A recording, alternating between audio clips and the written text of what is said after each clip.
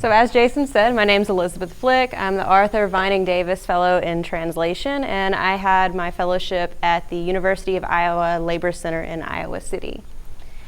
So first I want to talk briefly about the Labor Center itself and ILHOP, which is the project that I was working with. So the Labor Center has the motto, building the labor movement through education. The center itself is working to educate, especially like union members and other laborers in the area, as to labor rights and helping to provide the resources to help people succeed as best they can in their jobs.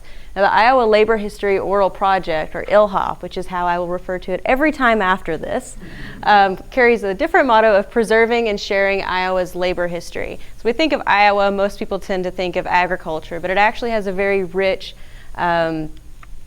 industry or labor history as well. And so ILHOP, for the last 40 years or so, has been compiling interviews from laborers and talking about how the labor movement has grown over the years, as well as documenting individual experiences through these time periods. More recently, there have been some new grants that have come in, and so this is sort of how I jumped in on the project. So scope of the project.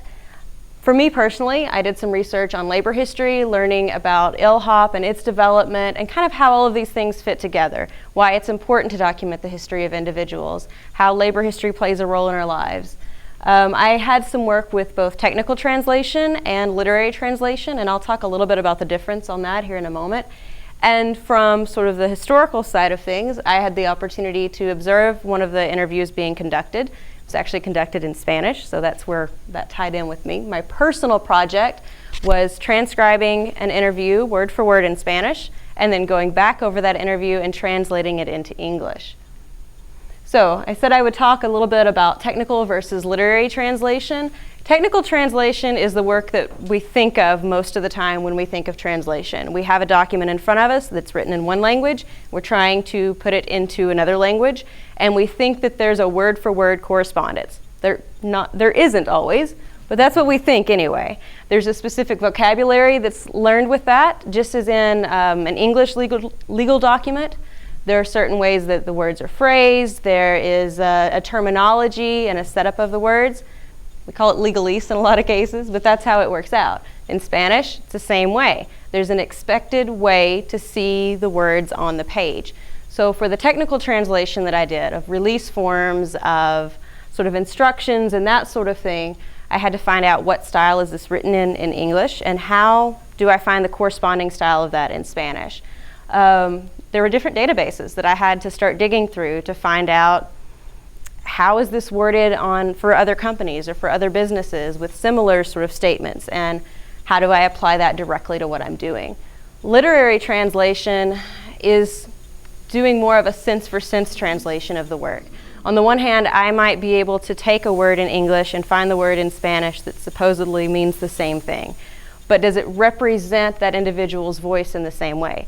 Just as in English, we don't speak standard grammatically correct English day to day. Whenever I'm translating these interviews, the people responding to the questions do not respond in standard grammatically correct Spanish either. Furthermore, we would have to decide which Spanish is grammatically correct because we have immigrants from all different countries.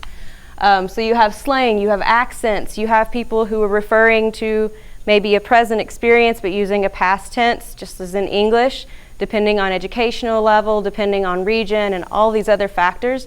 You have the same experience. So I was having to learn how to give a truly representational voice on the paper of this individual in English without making someone sound uneducated, or rather without making someone sound unintelligent just because of a translation issue. So it's truly about finding that authentic voice for someone rather than trying to make them sound grammatically correct or inadvertently making them sound unintelligent.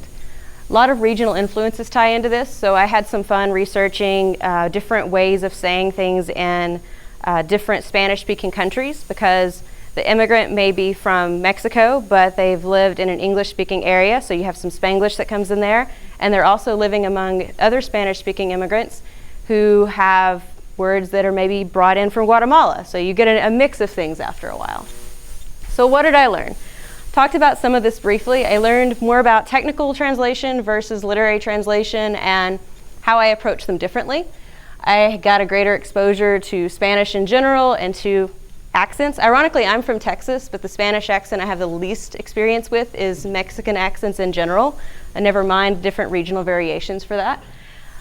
From a slightly different standpoint, I got to see sort of an overview of historical interviews and the process that goes into that and the importance of historical documentation.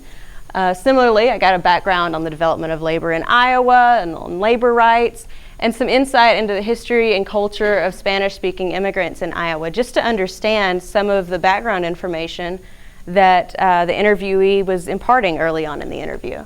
For me personally, professionally, this was my project. I mean, I have the audio recording, I'm going through, playing it, transcribing it, translating it, but this is my project. This is what I'm working on daily. This is what I'm having to manage my own time for. I was finding new ways and sort of getting some more experience using translation professionally. It's one thing to sit in a classroom and be handed a document that already has an official translation and you're more or less finding that, versus having that personal project, working through it, and realizing this is something that actually people do for their profession on a day-to-day basis. And I can take these experiences and find similar career opportunities. It also gave me a greater understanding of my own family's history, which was not something I was anticipating at all, simply because both of my parents actually were they're union members back in my own hometown. And so I'm remembering phrases and terminology and things they told me growing up, or that they weren't telling me, but they were telling other people around them. And I sort of heard all of these things, but they didn't make any sense in context, and I just sort of accepted them the way that kids do, but didn't really know the significance of them. Being at the Labor Center and learning more about labor rights and labor movements and so on, I was sort of getting a whole new perspective on my own life growing up.